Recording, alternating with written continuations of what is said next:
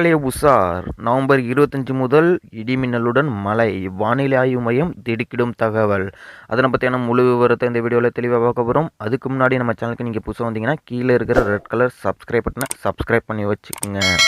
தமிழகத்தில் டெல்டா மற்றும் உள்ளிட்ட மாவட்டங்களில் வரும் 25 முதல் 28 வரை ஓரிரு இடங்களில் கனமழை பெய்ய வாய்ப்புள்ளதாக என வானிலை ஆய்வு மையம் தெரிவித்துள்ளது. அதன் அறிக்கை தெற்கு அந்தமான் கடல் மற்றும் அதனை ஒட்டி பகுதிகளில் ஒரு வளிமண்டல மேலடுக்கு சுழற்சி நிலவுகிறது. இதன் காரணமாக இன்று தென்கிழக்கு வங்கக்கடல் பகுதிகளில் காற்றழுத்த தாழ்வு பகுதி உருவாகலாம். இது மேற்கு வடமேற்கு திசையில் நகர்ந்து அடுத்த 2 தினங்களில் தெற்கு வங்கக்கடல் பகுதிகளில் காற்றழுத்த தாழ்வு மண்டலமாக வலுப்பெறும். தெற்கு அந்தமான் கடல் பகுதிகளில் இருந்து மன்னார் வளைகுடா வரை ஒரு வளிமண்டல கீழடுக்கு சுழற்சி நிலவுகிறது. அத்துடன் தெற்கு கேரளா மற்றும் அதை ஒட்டிய பகுதிகளில் மேல் ஒரு வளிமண்டல கீழடுக்கு சுழற்சி நிலவுகிறது. அதனால் இன்றும் நாளையும் தமிழகத்தில் ஓரிரு இடங்களில் புதுச்சேரி மற்றும் காரைக்கால் பகுதிகளில் லேசான முதல் மிதமான மழை பெய்யலாம்.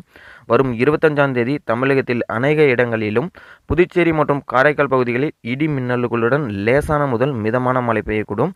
கடலூர், மயிலாடுதுறை, நாகப்பட்டினம், திருவாரூர், தஞ்சாவூர், புதுக்கோட்டை, ராமநாதபுரம் மாவட்டங்கள் மற்றும் காரைக்கால் பகுதிகளில் இடி மின்னல்களுடன் கூடிய லேசான முதல் மிதமான மழை பெய்யலாம்.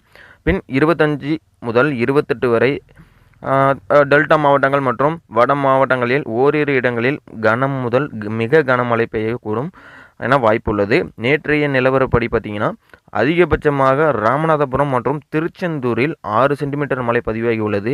அடுத்தபடியாக ராமநாதபுரம் மாவட்டம் தங்கச்சிமடம் பகுதிகளில் மண்டபம் பகுதிகளில் 5, ராமேஸ்வரத்தில் 4, பாம்பனில் 3 சென்டிமீட்டரில் மழை பெய்துள்ளது. இவ்வாறு அதில் கூறப்பட்டுள்ளது.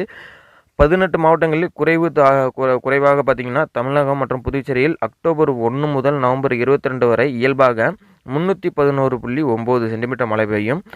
இந்த ஆண்டு 326.8 சென்டிமீட்டர் மழை பெஞ்சது. அதாவது 15 சென்டிமீட்டர் அதிகமாக மழை பெய்துள்ளது.